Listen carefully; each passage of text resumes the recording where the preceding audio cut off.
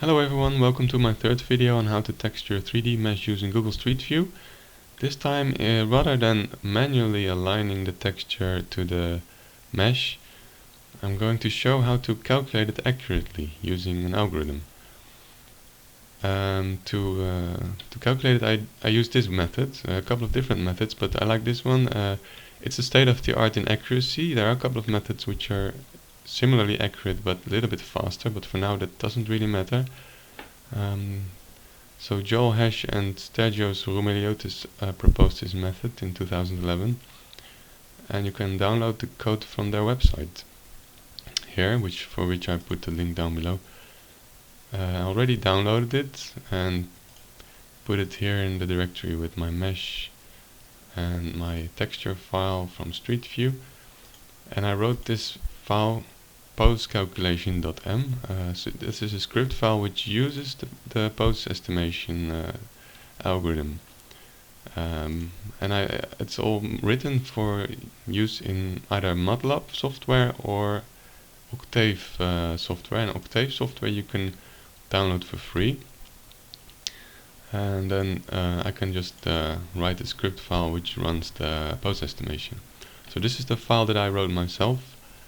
And comments, the green comments which start with percentage signs are just comments. They're not really necessary. And it looks a bit complicated, but I'll go through this step by step. Actually, the only really important part is this line, which calls the function to estimate the pose. That's the function that I downloaded from Joel Hesch's website. The first part is only to get the data ready in the format that is required for the function, and the last part is to get the output ready for use in the bundler file, which can be loaded in MeshLab to texture the 3D mesh.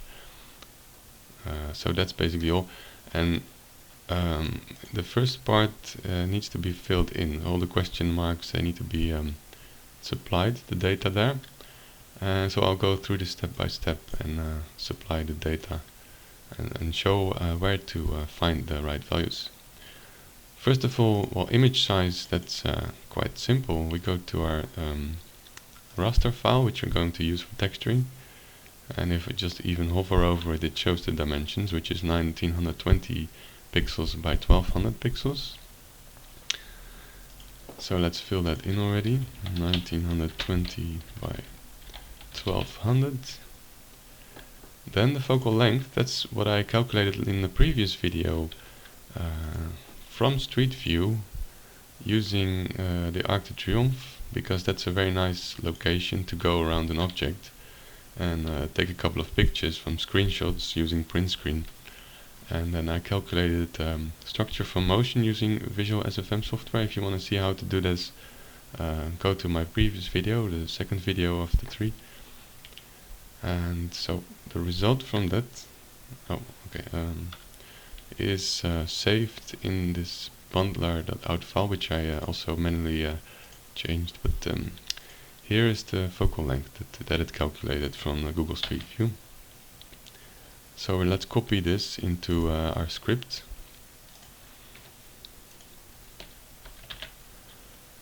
And the next part is where you're going to say which part of the image belongs to which part of the 3D mesh, because the algorithm needs to know what you want to align with what. So this is going to be the main the effort we're going to have to do.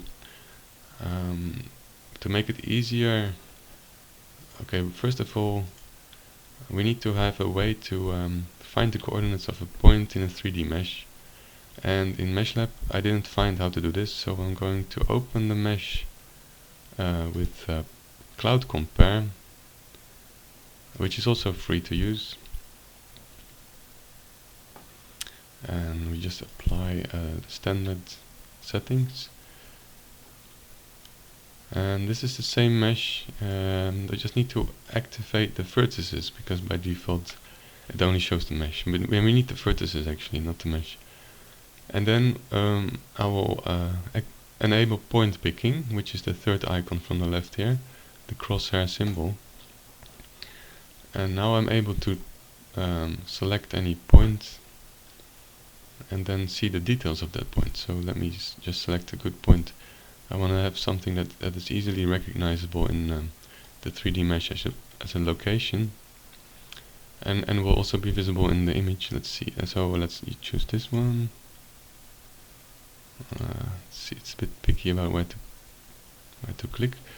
Okay, so we got the value, the XYZ value, and also normals, but we don't need those normals. We just need XYZ.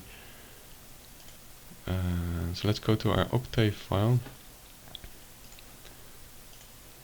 The script that I'm going to run the 3D estimation. Pose. X is 81, 45, 53.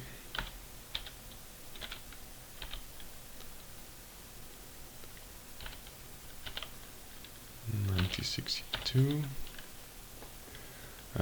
So this is both a bit tedious. Unfortunately, I don't know any better way right now, but we just have to make sure that we don't make any error here, because then the pose will really be completely wrong.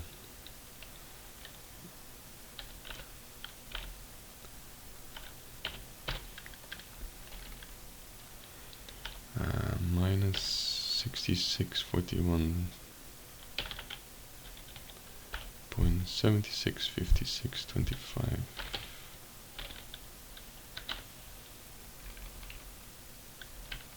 No, that was the other way around. Okay, so this is the first 3D point we're going to use.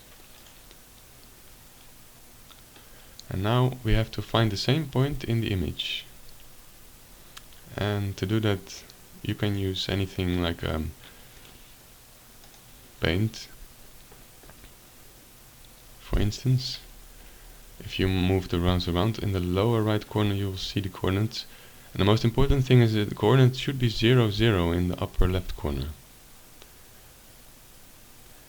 But I'm not going to use this, because if I move the mouse away, then I don't see the value anymore, so you cannot type it. So to make it easier, what I've found nice to do is a bit of a strange way maybe, but I'm going to set it as the background of my desktop. Since it's a screenshot, it fits exactly to my desktop. And then the upper left corner of the screen will be the upper left corner of the image. So it has to be the same size screen. And now I'm going to use a tool called Color Pix, which is for free.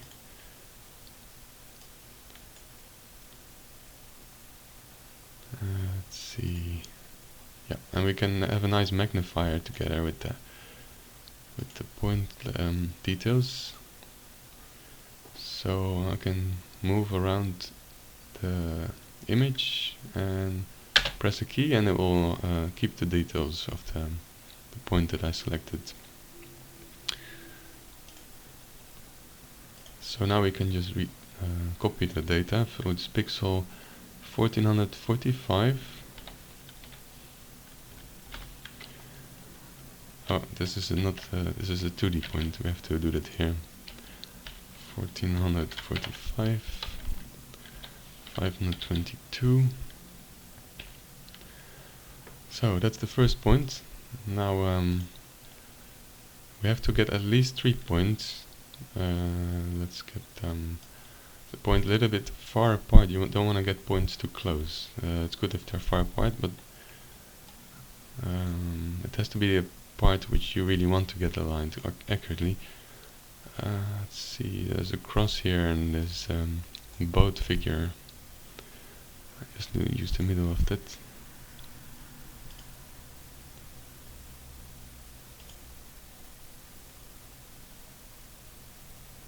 Yeah, okay.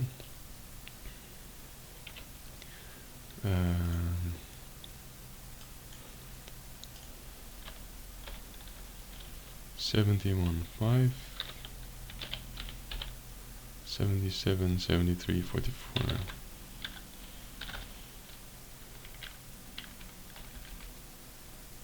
Oh, yep. 1201, 30, 39, 55.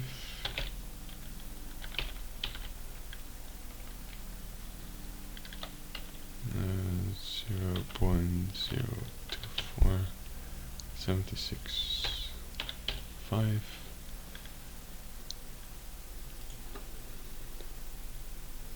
Ah, okay, sorry. Now it's easy to make an error, especially when I'm distracted, so that was not the right value.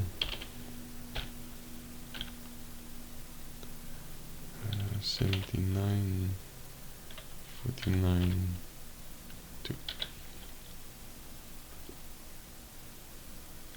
Okay, I think that's alright. And then the same point here. So let's start our picker again. Yep, that's it. So that goes here. 1197 by 213. Okay, one more point at least.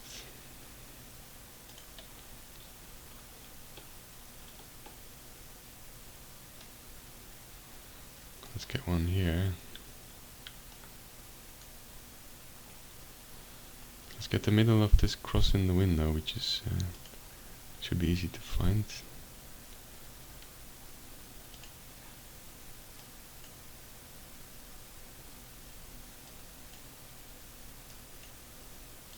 Oh.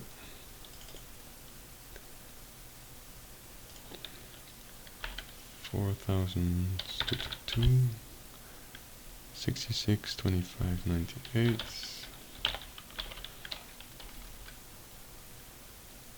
Minus 550, 22, 459.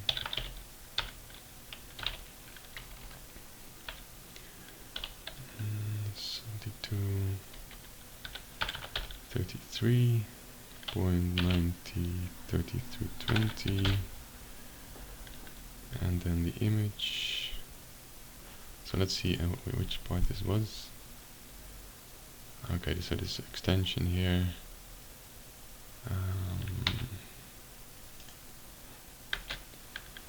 Which is here.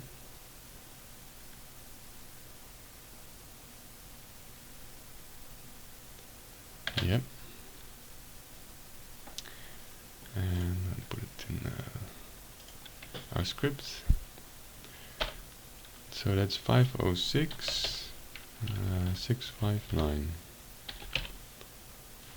Okay, well now we got the minimum amount of points. Probably better to have at least 4, but we can already try what happens. So I'm going to press F5, which will run this script. You can also do it here. And in the command window, here down below, we're going to do the command window. And then now it has printed out a couple of numbers. And this is because of the last part in the function. Here it displays the results, and it looks a bit complicated, but it's just to print out enough numbers, otherwise it will round the numbers in the display. And this is the format I can copy to the bundler file. But I got 3 solutions here because I provided only 3 points, and that's not enough to be sure which pose actually is the correct one. So I've got here 3 different poses, and the location in 3D space is quite different for these 2, and this one as well. So we can just try out which one is the correct one and see what makes sense. So let's first try out the first one. So I'm going to just press Ctrl C here, copy it to okay, I'm going to show which file this is. So it's this file here, which I got from last time, the last video, from the VisualSFM output. So instead of these 4 lines, I'm going to just copy the data from the pose estimation and then save it.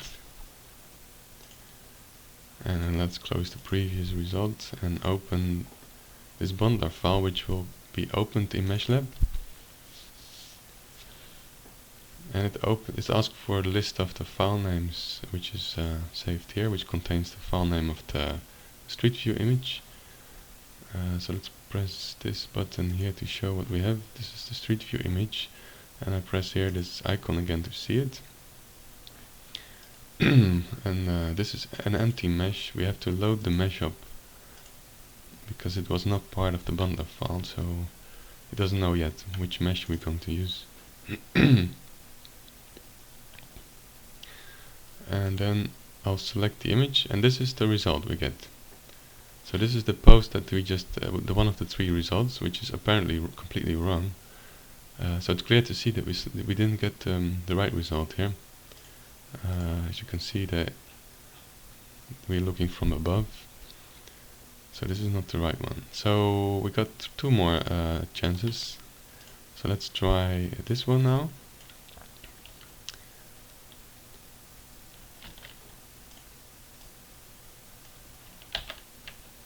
I have to remove these symbols. Sometimes it could be some strange symbols in the beginning. And let's open it again.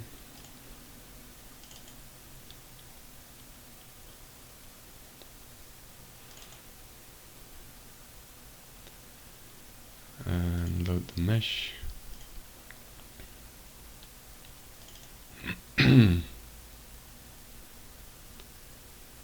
Okay, and then we press on our raster. And now we get this. So now this looks quite accurate. So this was the right result actually. So it's quite clear to see that there's only one correct one actually. So this is our automatic alignment, basically the one that we calculated using the algorithm. Now I can just already texture with this, but I first need to again remove some problematic parts of the mesh which prevent the texturing. So I'm going to do selection again, select non-manifold edges and apply, and because they are selected now, hopefully, yep, I can delete them, otherwise the texturing won't work.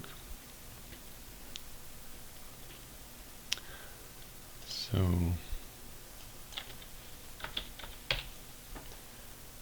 apply. So now we're going to texture the file using the mesh using the estimated pose.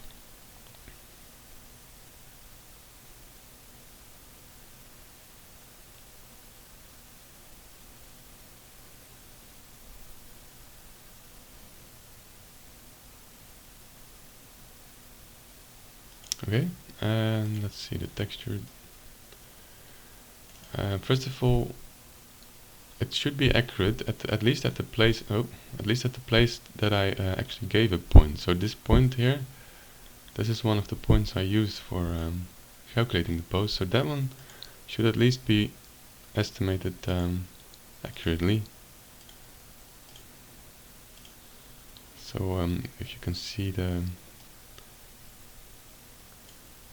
point here, when I enable the texture, should be aligned, and also this boat here at the top that we used should be aligned quite well, and the window here, that's also nice. Just looking if there's any other part which has not been aligned well, because there's only 3 points, and maybe we made an error a little bit, or there was some shift in the alignment from Google Streetview. It might not be the case that we got a good alignment everywhere. So if we want to add another point, we can get a more accurate estimation. But it's good to take a part which has not been aligned well and use a point from there. Let's see. Can't really okay, let's see here.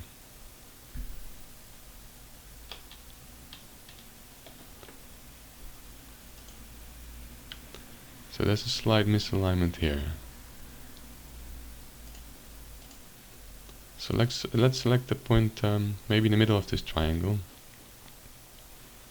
to add to the points to calculate the pose again. Let's see. So that's this one here.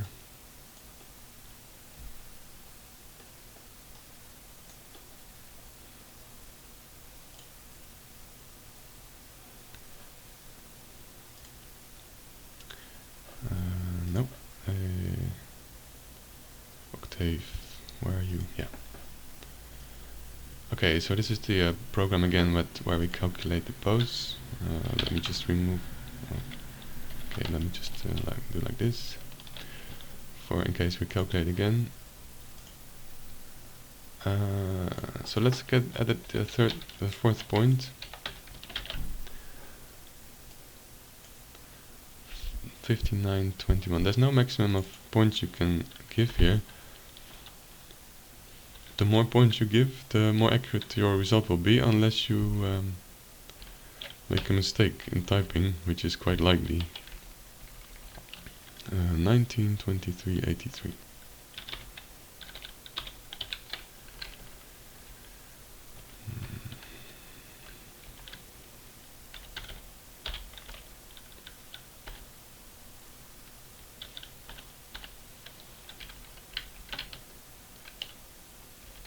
Just hope I'm not making any mistake here. 65, 53, 56, 93, 36. And the image point that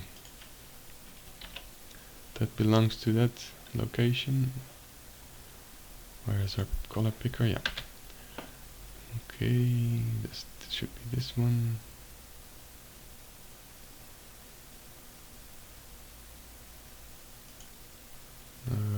Key.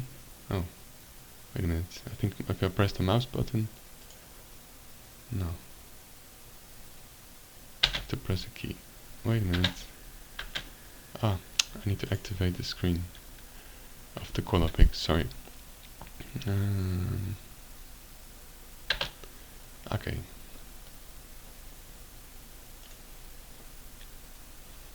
And let's put it. It has to be in the same order. 913 by 359.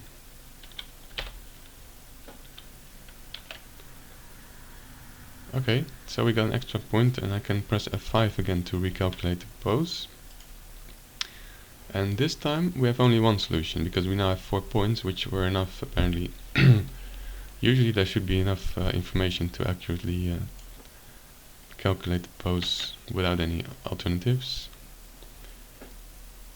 So I'm copying this result to our bundler file again, and remove again this part here. And I'm saving the file. I'm closing MeshLab here that we had open previously, and I'm reopening the bundler file, and then again it will open MeshLab with the texture, the raster image from Streetview, which is in the list.txt file. And here we got our image again, but we have to load the mesh that we want to project it on. So import mesh,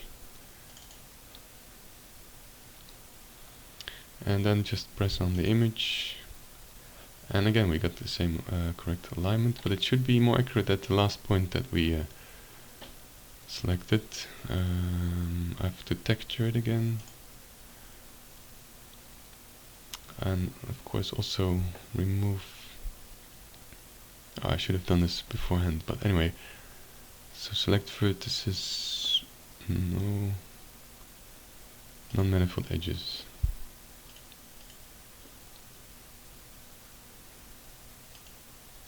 So I deleted the non-manifold edges again. Parameterization and texturing from registered rasters again. 2028, and apply.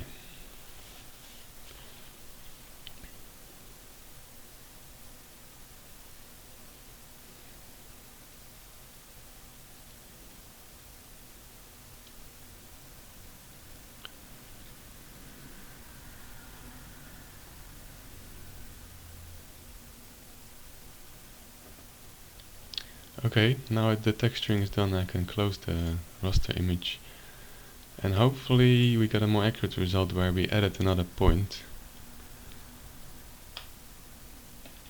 Let's see, so this is the place where we added the point.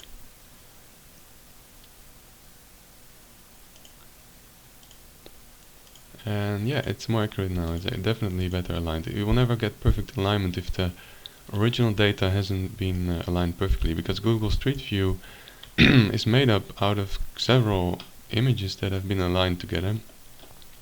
And there's lots of errors. If you look in the image, you just suddenly see a line where data is shifted. So we cannot expect a perfect result. Garbage in is garbage out, basically. But just we try to do our best, pick the points that we definitely want to get aligned well. We pick the point here, and this should still be aligned relatively well on this window. And again on the right side of this building we had some points, so it should still be aligned well. Let's see. That's alright. Now I've got this building on the right side that I didn't really pay attention to, because it's a bit difficult to see if it's correctly aligned, since the reconstruction hasn't been very nice. Let's see, staircase seems to be okay, but well, there's no reason why it's not aligned perfectly, because it's part of the same scene. So the only cause of problems will be inaccuracy of our points and inaccuracy of the alignment in Google Street View. There's probably a little bit shift if we look here at the gates.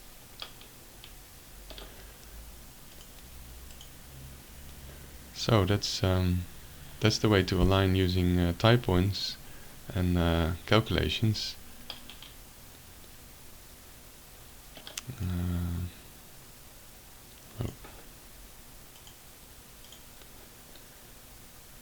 Maybe I can show a little bit more on this file that I wrote, because this part I haven't explained. So what happens here is that it subtracts the center of the image, and it's assuming that the center of the image is the optical center, and converting the coordinates to normalized camera coordinates, and that's what this algorithm needs.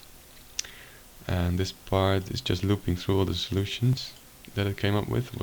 In the first, when I used 3 points, it came up with 3 solutions, and so it looped 3 times through the solutions, and each time it takes 1. And this one flips the result upside down because of the way that the bundler file is defined. It is defining the camera in the opposite way, having the z-axis pointing towards the camera and the y-axis pointing upwards, instead of usually y down and x forward, z coordinate forwards. And this is just printing to the screen with 9 decimals for getting accuracy in the order that is required for the bundler file. So that's all there is to it. You just need to get the bundler file written correctly, and then you can just open it up and load up the focal length and the extrinsic coordinates of your image file. To add more image files, all you have to do is just repeat this for next image that you want to align with your mesh, and change this value to the number of cameras. So I would just say 2 if I have 2 cameras, and I'll just do it like this. And you can separately estimate the pose for each camera. And then also in this list file you will have to add another image like Street View 2. And then you can load as many textures at the same time as you want. And just using in the same way, just opening the bundler file in MeshLab, it will load. Actually, I can just show you how maybe it will work.